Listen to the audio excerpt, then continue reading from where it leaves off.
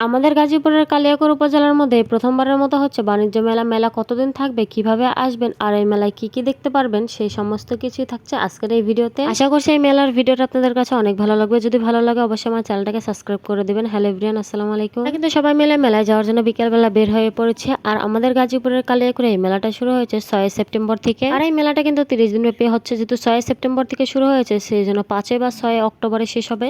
হাতে কিন্তু এখনো 14-15 দিনের মতো আছে। যারা যারা আসবেন অবশ্যই তাড়াতাড়ি চলে আসবেন। প্রথমে চলে গিয়েছিলাম টিকিট নেওয়ার জন্য। আর টিকিট নিতে গিয়ে আমি একটু কনফিউজ হয়ে গেছিলাম, মানে এখানে টিকিট বিক্রি হচ্ছে নাকি বায়োস্কোপ দেখানো হচ্ছে। আমাদের মেলায় প্রবেশ করার জন্য অবশ্যই কিন্তু টিকিট কাটতে হবে। আর টিকিটের মূল্য মাত্র জনপ্রতি 20 টাকা করে। 5 বছরের উপরে বাচ্চাদের টিকিট লাগবে, আর 5 বছরের নিচে যারা আছে তাদের জন্য টিকিট প্রযোজ্য নয়, ফ্রি। কিন্তু টিকিট নিয়ে সবাই ভিতরে প্রবেশ করলাম। আর ভিতরে প্রবেশ করতে কিন্তু সুন্দর একটা দৃশ্য চোখে পড়লো। এই আপুটি অনেক সুন্দর করে ফটোশুট করছিল। আমরা সেই দৃশ্যটা একটু দাঁড়িয়ে দাঁড়িয়ে দেখছিলাম, কারণ দেখতে অনেক ভালো লাগছিল। আপুটি অনেক সুন্দরী ছিল মাশাআল্লাহ। তো প্রথমে মেলার ভিতরে এসেই চলে গিয়েছিলাম কসমেটিকের দোকানে ঘুরে ঘুরে দেখার জন্য। চারিদিকে যতগুলো কসমেটিকের দোকান আছে সবগুলো আগে ঘুরে ঘুরে দেখবো, তারপর অন্য কিছু দেখার জন্য যাবো, মানে যতগুলো রাইড আছে সেগুলো দেখতে যাবো। আর আপনারা এই মেলার মধ্যে মেয়েদের মেকআপ আইটেম থেকে শুরু করে সমস্ত কিছু, কসমেটিক আইটেম থেকে শুরু করে সবকিছুই পেয়ে যাবেন। বেশিরভাগই কসমেটিক আইটেম মানে কাঁকড়া, ব্যান্ড, ক্লিপ, হাতের ব্রেসলেট, এগুলো ছিল 30 টাকা করে। আপনারা এই মেলার মধ্যে পেয়ে যাবেন সুন্দর একটা শাড়ির দোকান। আর এই দোকানে কিন্তু অনেক অনেক সুন্দর সুন্দর শাড়ি পাওয়া যায়। আর তারপর বড় একটা ফুচকার দোকানও আছে, মানে আপনারা যারা ফুচকা খেতে চান তারা কিন্তু এই স্পেসে বসে খেতে পারবেন। অনেক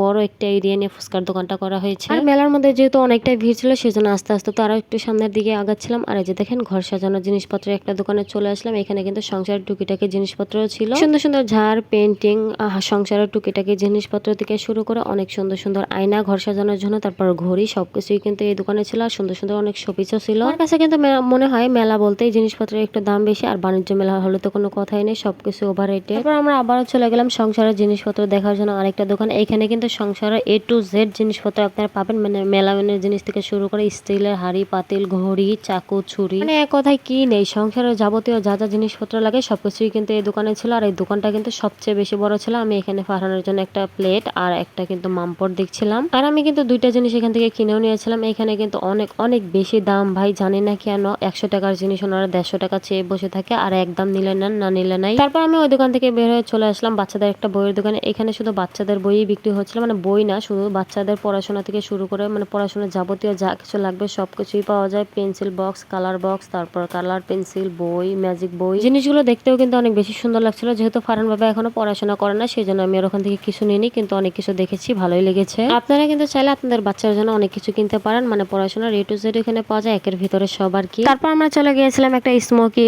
চিপসের দোকানে। মানে এই চিপসটা কিন্তু মেলাতে অনেক পরিমাণে ভাইরাল, মানে মুখে দিলে অনেক ধোয়া ওঠে। এই চিপসের দোকানের সামনে চলে গিয়েছিলাম, আর আমরা কিন্তু ট্রাই করিনি, কারণ এই চিপসটা আমার একদমই ভালো লাগে না। তারপর আমরা গিয়েছিলাম মেলার মধ্যেই বসেছিল রোলার আইসক্রিমের দোকানে। এই আইসক্রিমের দোকান থেকে আমরা একটা আইসক্রিম নিয়েছিলাম। আর আইসক্রিমের দোকানে এত পরিমাণে ভিড় ছিল যে কি বলবো। এই আইসক্রিমের দামটা আমাদের কাছ থেকে নিয়েছিল 50 টাকা, মানে 30 টাকার আইসক্রিম আর কি, মেলার মধ্যে 50 টাকা। এই আইসক্রিমটা আমাদের কাছে একটু ভালো লাগে, মানে টেস্ট একটু ভালো না। আর এদিকে তো আমি বাঙালির শখ দেখে অবাক, মানে নিজের শক্তি ক্ষয় করে একটা ঘুষি দিবে, তার জন্য আবার 20 টাকা করে দিতে হচ্ছে, মানে একটা ঘুষি প্রতি 20 টাকা করে দিতে হচ্ছে। আপনারা যদি কেউ চান তাহলে অবশ্যই এখানে আসতে পারেন। তারপর আমরা আইসক্রিম খাওয়া শেষ করে কিন্তু চলে গিয়েছিলাম একটা পুতুলের দোকানে। এখানে কিন্তু অনেক অনেক ডল ছিল। আর আমার বাবাটাকে আমি একটা হাতি দেখাচ্ছিলাম, হাতিটা কিন্তু অনেক বেশি কিউট ছিল। আর এই ডলটা আমার বাবার সবচেয়ে বেশি পছন্দ হয়েছে। মেলার ভিতর থেকে কেনাকাটা করা মানে লস। মেলার ভিতরে একটু ঘুরে বেড়াতেই ভালো লাগে, কিন্তু কেনাকাটা করলে কিন্তু অনেক টাকায় লস খেয়ে কিনতে হয়। তারপর আমরা কিন্তু অনেক কিছু কেনাকাটা করেছিলাম। আর যে দেখেন এই আর্টিফিশিয়াল ফুলের দোকানটা কত সুন্দর ছিল দেখতে, অনেক অনেক সুন্দর সুন্দর ফুল পাওয়া যায় কিন্তু ঘর সাজানোর জন্য, আপনারা চাইলে এই দোকান থেকে কিনতে পারেন।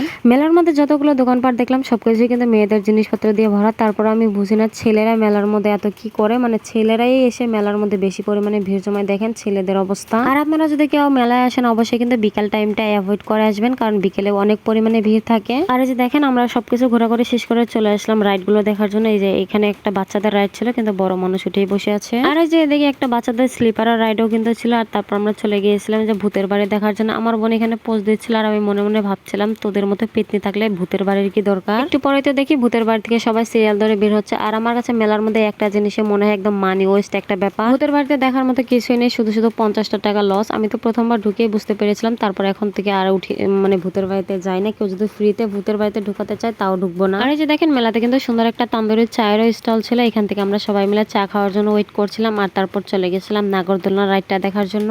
এই নাগরদোলনা রাইডটা কিন্তু অনেক বড় ছিল। আর নাগরদোলনার পাশে কিন্তু এখানে নৌকা রাইডটাও ছিল। নৌকা রাইডটাও কিন্তু অনেক সুন্দর ছিল, মানে অনেক বড় একটা নৌকা ছিল। এখানে বড়দের থেকে শুরু করে বাচ্চাদের জন্য অনেক অনেক রাইড ছিল। এই যে দেখেন এখানে নৌকাটা দাঁড়ানো ছিল। আর একটু পরে দেখলাম দেখলাম নৌকাটা স্টার্ট করে দিয়েছে আর সবাই মিলে অনেক চিল্লাচিল্লি শুরু করে দিয়েছিল। আর আপনারা যদি কেউ নিজের টাকায় বমি বমি ফিল নিতে চান তাহলে কিন্তু এই রাইডটাই উঠতে পারেন। মেলাটা দিনের বেলার চেয়ে কিন্তু রাতের বেলার দৃশ্যটা সবচেয়ে বেশি সুন্দর লাগে। যে দেখেন সন্ধ্যার পরে কিন্তু অনেক অনেক লাইট জ্বালিয়ে দেওয়া হয়েছিল আর মেলাটা দেখতে অনেক বেশি সুন্দর লাগছিল। মেলার মধ্যে সবচেয়ে আকর্ষণীয় পার্ট ছিল কিন্তু এই ঝর্ণাটা, আর এই লাইটিং করার জন্য রাতের দৃশ্যটা কিন্তু অনেক অনেক বেশি সুন্দর লাগছিল। মানে আমাদের দিনে তেমন একটা ভালো লাগেনি, যদিও ভিড় ছিল, তারপরে কিন্তু রাতের দৃশ্যটাই দেখতে অনেক বেশি সুন্দর লাগছিল। আর আপনারা যারা যারা গাজীপুর থেকে এই মেলাটায় আসতে চান, মানে আপনারা সর্বপ্রথম চলে আসবেন কালিয়াকৈর বাস স্ট্যান্ডে। আর কালিয়াকৈর বাস স্ট্যান্ড থেকে যে কোনো অটোওয়ালাকে বললেই কিন্তু আপনাদেরকে এই মেলাতে নিয়ে যাবে। মানে আপনারা যে যেখান থেকে আসেন কালিয়াকৈর আসলে মানে মেন রাস্তা একদম ঘেসে কালিয়াকৈর মানে পল্লী বিদ্যুৎ অফিসের অপোজিটেই কিন্তু এই মেলাটা বসেছে। আর মেলায় ঘুরতে ঘুরতে কিন্তু আমাদের একদমই রাত হয়ে গেছে, এখন চলে যাচ্ছি বাসায়। আজকের ভিডিওটি ছিল এই পর্যন্ত। আপনাদের সাথে দেখা হচ্ছে পরবর্তী কোনো ভিডিওতে। আল্লাহ হাফেজ।